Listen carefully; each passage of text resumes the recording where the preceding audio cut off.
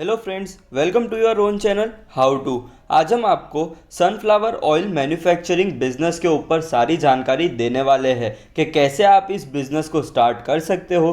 क्योंकि sunflower oil इसकी बहुत ही ज़्यादा डिमांड है, क्योंकि इसके बेनिफिट्स जो है वो बहुत ही ज़्यादा है। तो लोग आजकल बहुत ज़्यादा हेल्थ कॉन्शियस हो चुके हैं, जिसकी वजह से वो लोग बहुत ही हाइजीनिक प्रोडक्ट्स को बाय करते हैं। तो अगर आप कोई नया मैन्युफैक्चरिंग बिजनेस स्टार्ट करना चाहते हो तो आप सनफ्लावर ऑयल मैन्युफैक्चरिंग बिजनेस को ध्यान में रख सकते हो। और इस वीडियो में हम आपको सारी जानकारी देंगे कि कैसे आप बिजनेस रिसर्च करके, कितना इन्वेस्टमेंट के साथ, कौन से रॉ मटेरियल्स का यूज़ करके, कितने एरिया और मैन पावर की मदद से, कौन से लाइसेंसेस के अप्रूवल के बाद और क्या मशीनरी यूज़ करके इस बिज़नेस को स्टार्ट कर सकते हो और बहुत ही अच्छा प्रॉफिट अर्न कर सकते हो। इस वीडियो में हम आपको कुछ मार्केटिंग स्ट्रेटेजीज भी बताएंगे, जिससे आपको इस बिज़नेस में मतलब कि आपका जो ब्रांड होगा उसको प्रमोट करने में भी मदद मिलेगी। तो इस सारी जानकारी इस वीडियो में हम आपको देने वाले हैं, तो वीडियो को एंड तक ज़रूर देखिएगा। और अगर अभी तक आपने हमारे चैनल को सब्सक्राइब नहीं किया हो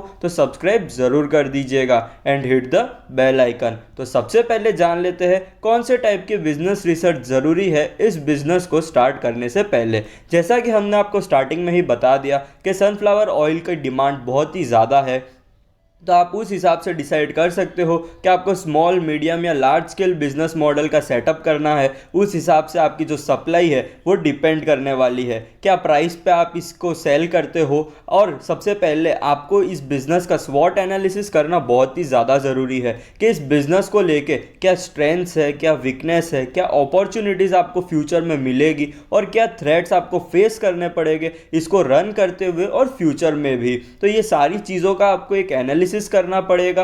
और आपको ध्यान में रखना है कि कौन होगा आपके कॉम्पिटिटर्स जिसके साथ आपका कंपटीशन होने वाला है, उनकी ब्रांड वैल्यू कितनी है, ऑलरेडी मार्केट में कितना सेल कर रहे हैं वो लोग। आपको ये सारी चीज़ों की एक प्रॉपर बिजनेस रिसर्च करनी बहुत ही ज़्यादा ज़रूरी है। और कस्टमर सर्वे भी करना ज़रूरी है कि अगर आप आपके लोकल एरिया में ही उसे सेल कर रहे हो तो वहाँ पे कस्टमर इससे अप्रूव, मतलब कि कस्टमर इसे बाय करना चाहते हैं कि नहीं चाहते हैं। या अगर आपके लोकल एरिया में कस्टमर्स बाय नहीं करते हैं तो कौन सा ऐसा रीजन है या कौन सी ऐसी कंट्री या स्टेट है जहां पे इसका सबसे ज़्यादा डिमांड है। तो आप उस हिसाब से एक प्रॉपर बिजनेस रिसर्च करके एक बिजनेस प्लान बना सकते हो। उस हिसाब से आप आगे सोच सकते हो कि मेरे को इस तरीके से इस बिज़नेस को ग्रो करना है। तो यहाँ पे बिज़नेस रिसर्च बहुत ही इंपॉर्टेंट रोल प्ले करती है। और ये बिज़नेस रिसर्च सिर्फ इस बिज़नेस के लिए नहीं, कोई भी बिज़नेस आप स्टार्ट कर रहे हो, सारे बिज़नेस में सबसे पहले बिज़नेस रिसर्च बहुत ही इंपॉर्टेंट रोल प्ले करता है। अब बात करते हैं रॉ मटेरियल के बारे में। तो यहाँ पे आप सनफ्लावर के जो सीड्स है उसकी खुद प्रोडक्शन कर सकते हो, मतलब आप खुद सनफ्लावर को ग्रो करके उसके सीड्स यूज़ कर सकते हो, या आप लोकल मार्केट से भी उसके सीड्स परचेस कर सकते हो। ये आपके ऊपर डिपेंड है कि अगर आपके पास कैपिटल ज़्यादा है और अगर आपके पास बेयर लैंड भी पड़ी है तो आप उसके ऊपर इसका ग्रो कर सकते हो और उसके सीड्स आप यूज़ कर पाओगे, तो वो आपके लिए बेनिफिशियल भी हो सकता है। दूसरी जो रॉ मटेरियल है वो हो गए टीन्स और बॉटल, जिसमें आप इनकी पैकेजिंग करोगे। और जो नॉर्मल पैकेजिंग मटेरियल्स हो गए, जैसे कि अलग अलग कंटेनर्स हो गए, जो कार्डबोर्ड बॉक्सेस हो गए, जिसमें आप आपके ब्रांड के हिसाब से उसे अलग अलग तरीके से पैक करोगे, तो यहाँ पे ये सारे रॉ मटेरियल्स की आपको ज़रूरत पड़ेगी। अब बात करते हैं मशीनरी की। तो यहाँ पे screening machine, screw expeller, cooker and filter press, storage tanks, sealing machine और पैकेजिंग मशीन की आपको ज़रूरत पड़ेगी।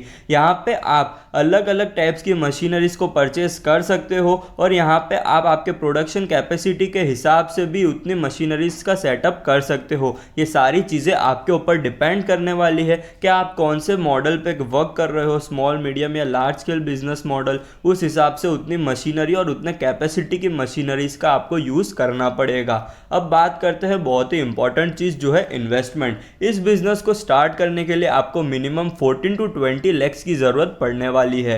यहाँ पे इन्वेस्टमेंट कैपिटल में लाइसेंसेस का कॉस्ट, कुछ टाइम का working capital, salaries, machinery cost, raw materials और कुछ छोटे मोटे एक्सपेंसेस इंक्लूडेड है।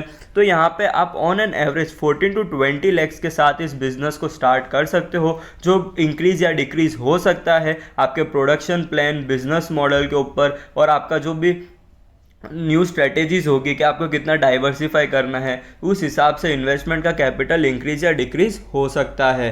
अब बात करते हैं टारगेटेड कस्टमर्स की। तो आप इन्हें मैन्युफैक्चर करके wholesalers, retailers, malls, supermarkets, local shops, food industry और ऑनलाइन साइट्स पे भी सेल कर सकते हो। अगर ऑनलाइन साइट्स की बात करें तो अमेज़ॉन, फ्लिपकार्ट और डील शेयर, ऐसी बहुत सारी ऑनलाइन साइट्स है जहाँ पे आप आपके प्रोडक्ट को सेल कर सकते हो और आप आपके प्रोडक्ट को प्रमोट भी कर सकते हो। तो ये सारी चीज़ें आपके ऊपर ही डिपेंड करेगी कि आप कितना डाइवर्सिफाई कर रहे हो, उस हिसाब से आपकी जो सेल्स है वो इंक्रीज हो जाएगी। आगे हम आपको कुछ मार्केटिंग स्ट्रेटेजीज बताएंगे जिससे आप आपके कस्टमर्स को ईजिली टारगेट कर पाओगे। तो वो स्ट्रेटेजीज है पब्लिसिटी, एडवर्टाइजमेंट्स, डिजिटल मार्केटिंग आजकल बहुत ही ज़्यादा ट्रेंड में है, तो आप ये स्ट्रेटेजी यूज़ कर सकते हो।